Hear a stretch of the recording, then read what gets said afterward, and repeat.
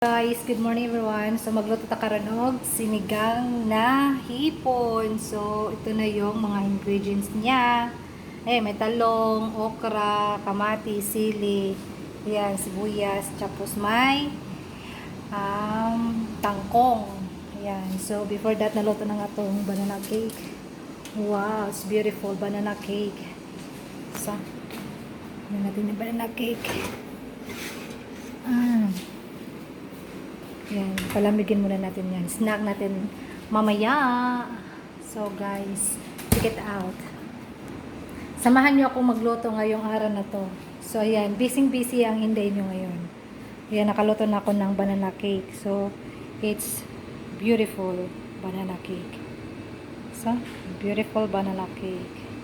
Hindi ko pinakita sa inyo yung paano ginawa to kasi nag-video na ko last time. So, tingnan nyo na lang sa aking channel at nandun ay yung ito yung hipon. Kunti lang tong hipon, mga 14 peraso. Tapos, ayan. Magsabaw lang kami kasi good for 2 person lang naman. Ayan. So, ngayon ay maghiwa tayo ng luya.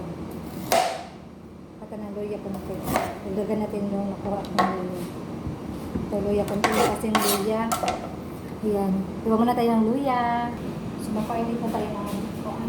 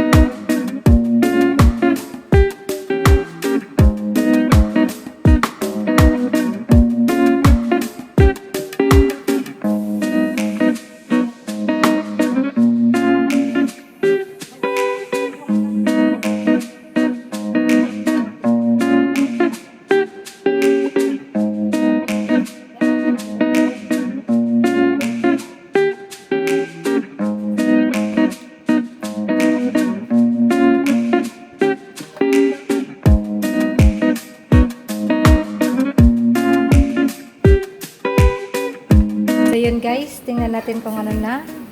Ayun, kumulo-kulo na siya. Ito yung lauoy natin. Lauoy. Ayan. Ayusin lang natin para mano siya. Maluto din yung iba. Ibang gulay. Lagay natin sa ilalim. So, hayaan lang natin siyang kumulong-kumulo dyan. May oras naman yan eh.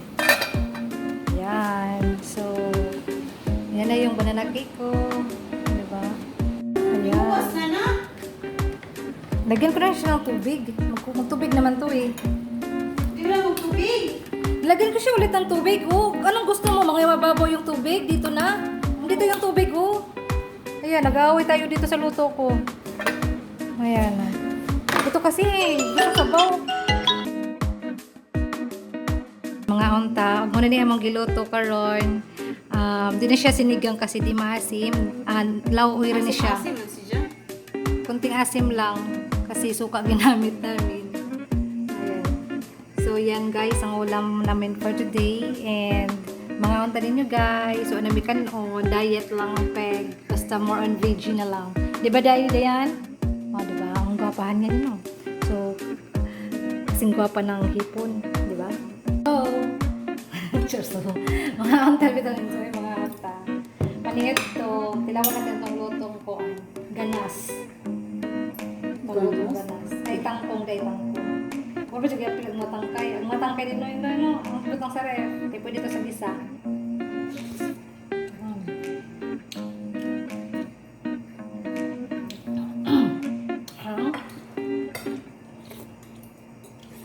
Okay lang tayo?